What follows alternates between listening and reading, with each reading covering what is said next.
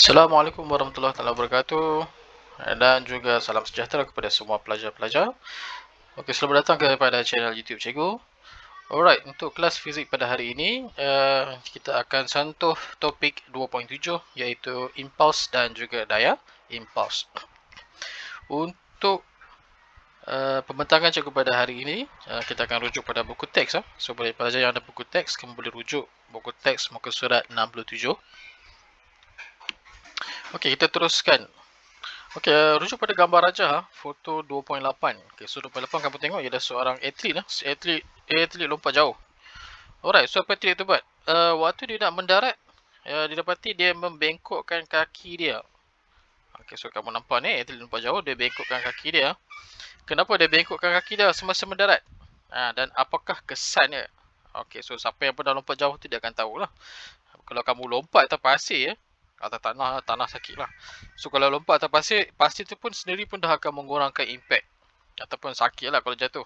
Okay, tapi bila kamu lompat dengan keadaan membengkokkan kaki, so kamu akan mengurangkan lagi dia punya impact dia tu. Okay, mengurangkan lagi dia punya impact. So kalau kamu terjun, jatuh dengan kaki lurus berbanding dengan kaki bengkok ni, so dengan kaki bengkok ni akan lagi kurang sakit. Kalau kaki straight ya, macam kamu terjah ke dalam pasir, lagi sakit. Alright. So pertujuan dia, tindakan membengkokkan kaki itu adalah untuk mengurangkan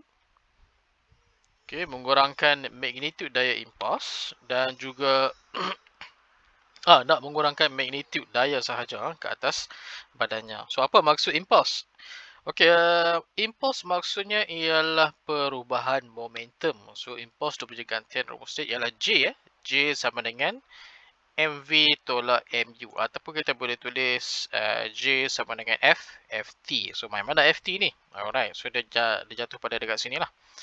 So J sama dengan MV tolak MU. Okey, ataupun dia kata FT. Okey, so kita nak buktikan FT sama atau tidak dengan MV tolak MU.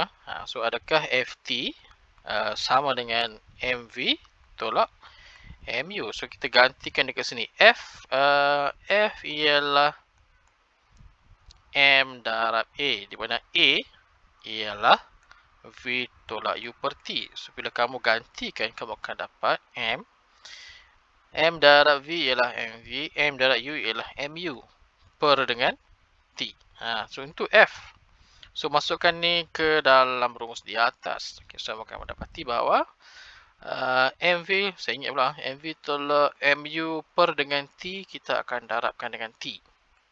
Okay, sama dengan MV tolak MU. So bila potong, dia akan jadi sama lah balik. Okay, kiri dan kanan adalah sama. So MV tolak MU adalah sama dengan MV tolak MU. So merujuk bahawa J ni, FT adalah sama juga dengan MV tolak MU. Alright, so ini dekat mana? Yang ini adalah rumus bagi impuls. Okay, impuls. Okay, rumus yang pertama pada hari ini, impuls sama dengan perubahan momentum, iaitu MV tolak MU, ataupun impuls juga bersamaan dengan F darabkan dengan T. Okay, so rumus yang pertama. Rumus yang kedua. Okay, so yang kedua ialah kita akan tengok dekat sini apakah ini maksudkan dengan daya impuls. Okay, so daya impuls dia kata dekat sini ialah merupakan kadar perubahan momentum. Okey, bila dia sebut kadar je, automatik kalau kita akan letak dekat rumus tu ada T. Kadar perubahan. Perubahan momentum ialah yang atas ni, perubahan momentum. So momentum awal tu momentum akhir tolak momentum awal. So kalau bila disebut kadar, so kita akan letak dengan T dalam pelanggaran ataupun taman. Okey, dalam masa yang singkat lah. So rumus bagi daya impuls adalah seperti berikut. So kita akan ambil saja perubahan momentum kadar perubahan momentum. So F, daya impuls semua F apapun daya depan dia adalah F. Perubahan momentum, so MV tolak MU. Okey, so ada kadar. Bila ada kadar, kita akan letak T dekat situ. So apa maksud T? T merujuk kepada masa impact. MV tolak MU ialah perubahan momentum. Okey, jika perubahan momentum MV tolak MU adalah malar, maka F berkadar terus dengan 1/T. Okey. jika T adalah kecil, maka magnitude F adalah besar dan sebaliknya. Okey, so perkaitan dia kita tengok dekat sini.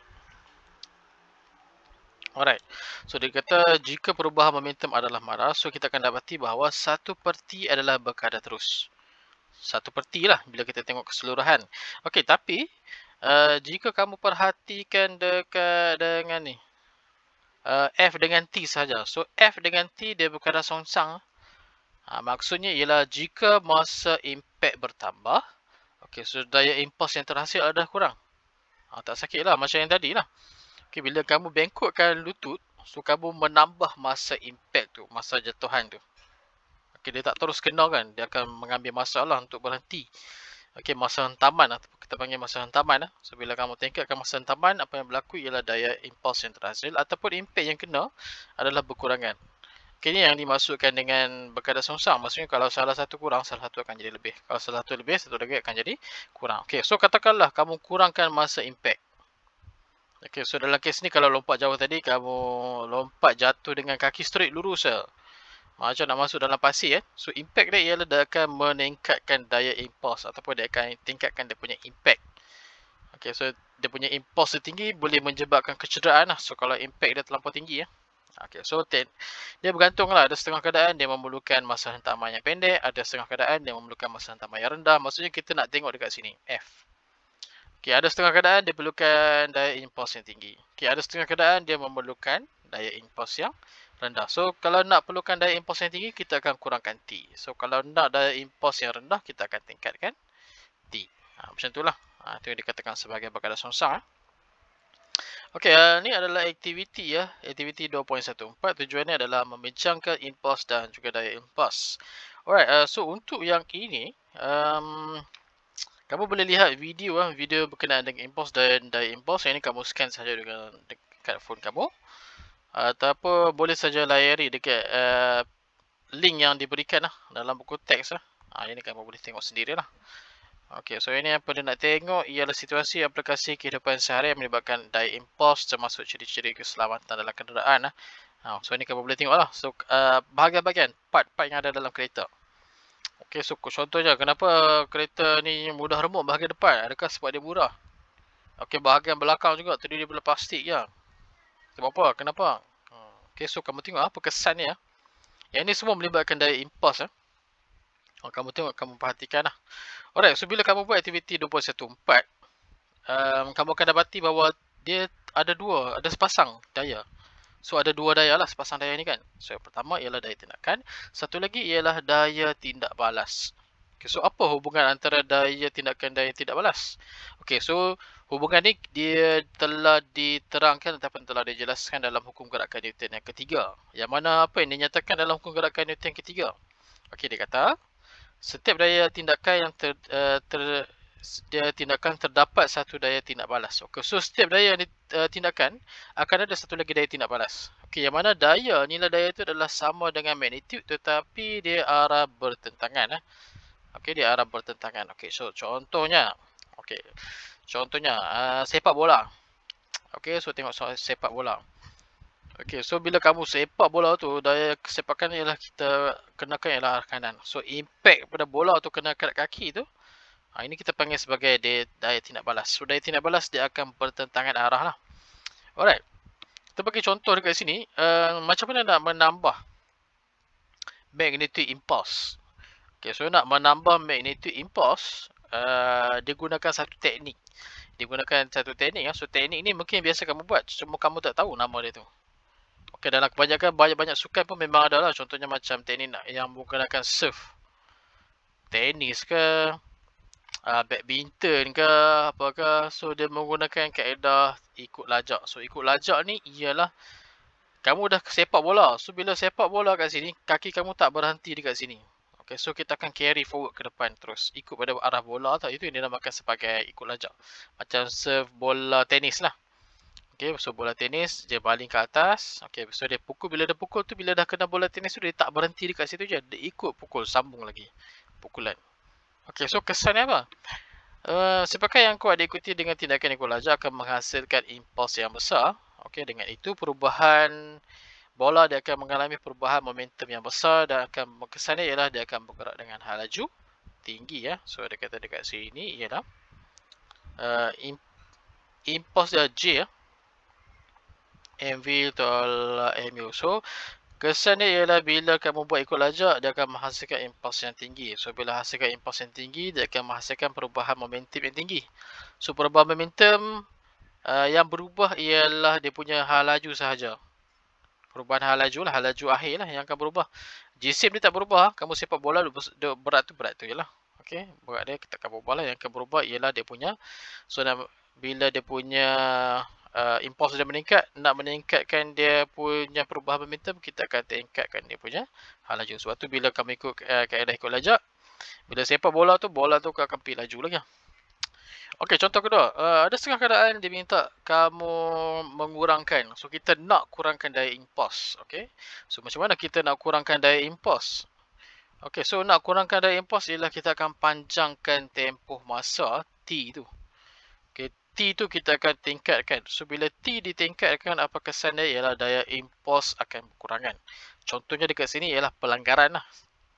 Okey, pelanggaran menyebabkan kereta dihenti dan mengalami satu perubahan momentum. So bahagian hadapan kereta yang mudah remuk dia memanjangkan masa. Okey, so bahagian depan kereta ni, so banding kereta dulu lah. Kereta dulu ni dia panjang. Macam kereta Volvo, kereta sport yang lama-lama dulu kan. Kalau kamu tengok dalam cerita-cerita lama lah. Dan juga dia terdiri daripada besi lah, solid besi, keras. Okey. Tapi kereta-kereta sekarang kalau kamu perhatikan, bahagian depan ni memang mudah remuk. Langgar sikit tercabut, langgar sikit kemek, langgar sikit habis. Okey, kenapa? Alright. So iaitu memang dibuat khas. Okey, memang dibuat khas. Kenapa? Salah satunya ialah dia nak mengurangkan ini ya, impact. So impact ni akan kena pada pemandu. Pemandu dalam tu. Sebab tu kalau kereta-kereta lama kerana accident kereta tak apa tapi orang dalam tu boleh mati sebab dia punya impact yang kena dalam tu. So kita nak kurangkan impact. So dalam pembuatan kereta yang kuat adalah bahagian kerangka dia. So bahagian ni ialah kawasan-kawasan yang mudah remuk. Bahagian belakang, bahagian depan, memang dia buat khas untuk mudah remuk. So ada safety features macam enjin. Bila kena accident, dia punya enjin ni memang dia akan jatuh ke bawah terus. Kita cabut enjin lah kalau kamu tengok accident dan setengah, oh langgar sikit apa, kita cabut enjin. Memang dia buat safety features lah. Kalau tak nanti enjin tu akan remuk masuk ke dalam, kena dekat pemandu lah. Lagi bahaya kan. Alright. So bahagian hadapan kereta mudah remuk, okey, dengan memanjangkan masa impact semasa pelanggaran. Okey, so dengan itu magnitude daya dapat dikurangkan. So bila dia panjangkan tempoh pelanggaran impact tu, masa pelanggaran bertambah, dia akan menyebabkan dia punya daya impuls yang terhasil, iaitu tindak balas terhadap kereta akan berkurangan. Okay, so bila tindak balas terhadap kereta berkurangan, impact dia berkurangan akan menyebabkan bahaya tu kurang lah. Daya yang dikenakan terhadap kereta adalah kurang lah. Okey, ada setengah keadaan kita nak meningkatkan daya impuls. Okey, so kamu nak tingkatkan daya impuls, apa kita buat ialah kita akan kurangkan masa impact. T akan kurang. So T kurang, masa impact menyebabkan daya impuls tinggi. Okey, contohnya ialah apa yang kita buat ialah dekat sini penggunaan batu lesung lah. Okey, lesung dan alu. So ni alu, bawah ni ialah lesung ah. Okay, so bila kamu pukul dekat alu, kamu pukul dengan laju, bam, kena lesung. Tapi lesung tak pecah pun. Okay, so impact yang dia kena, sebab yang kedua bawah tu memang dia kena lenyek ya. So kenapa dia kena lenyek? Okay, sebabnya ialah masa yang dia kenakan untuk kena, dia berhenti terus. Masa pelanggaran, masa sentuhan. Okay, T dia pendek. So bila T dia pendek ataupun T dia kecil, dia akan menghasilkan impact yang tinggi ataupun daya impuls.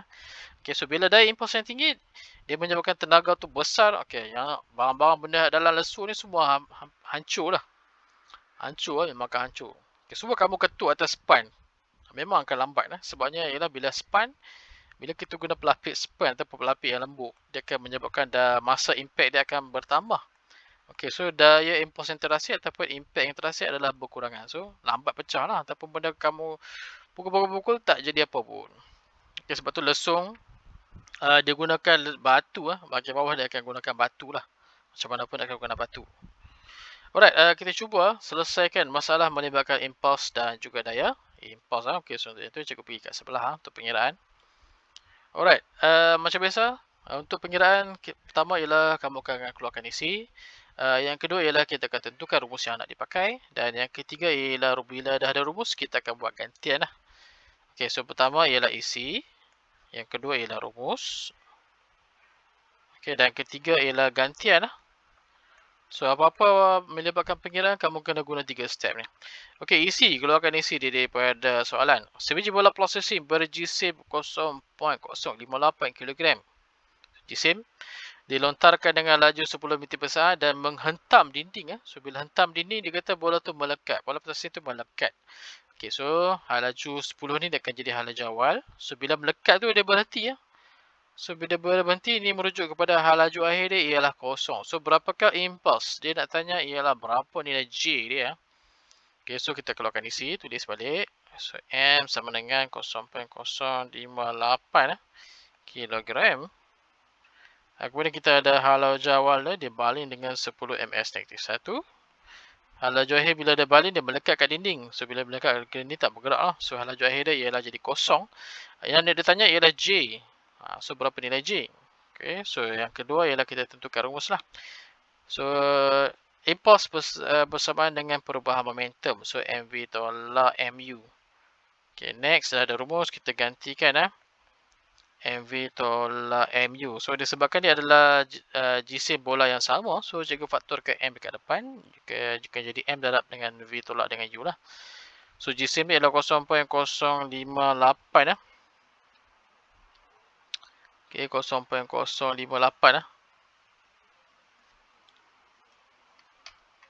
Okay, 0.058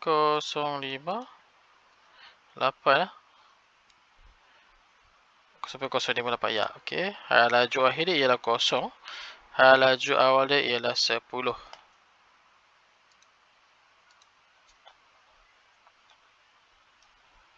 Okay, so kamu gantikan.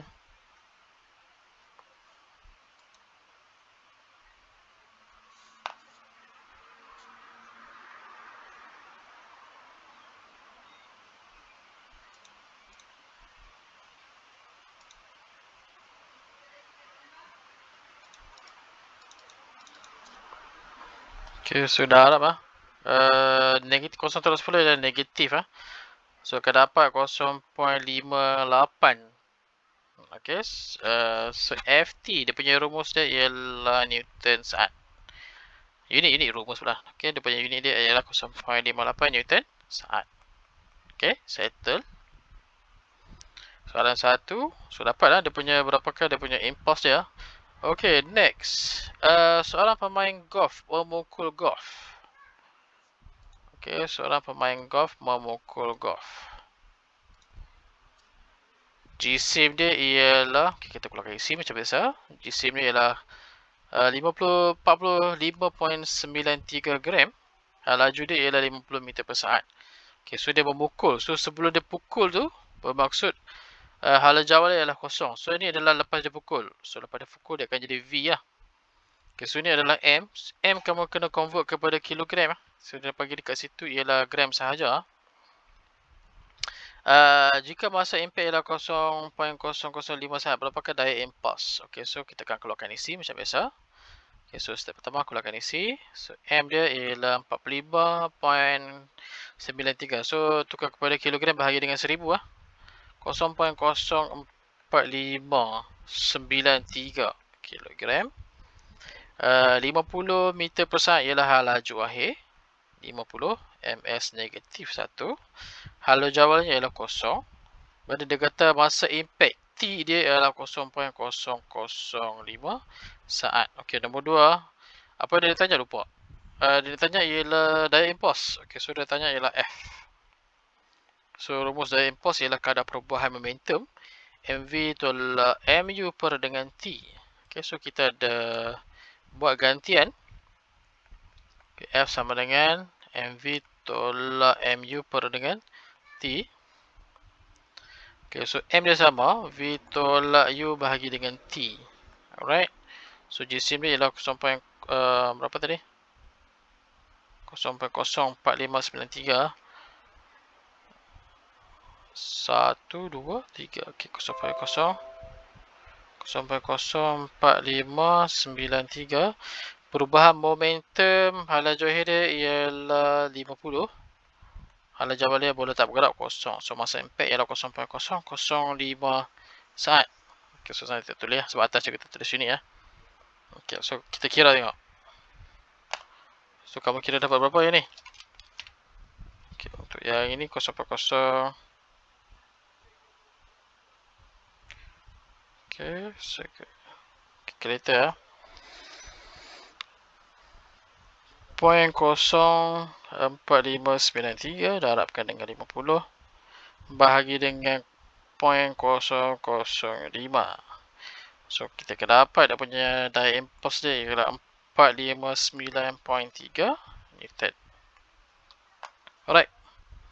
Okay, yang itu sahaja. Ada apa-apa soalan dan latihan, okay, cikgu akan sambung dalam Telegram ya. Okay, itu saja. Kita jumpa dalam kelas yang akan datang. Terima kasih. Bye-bye.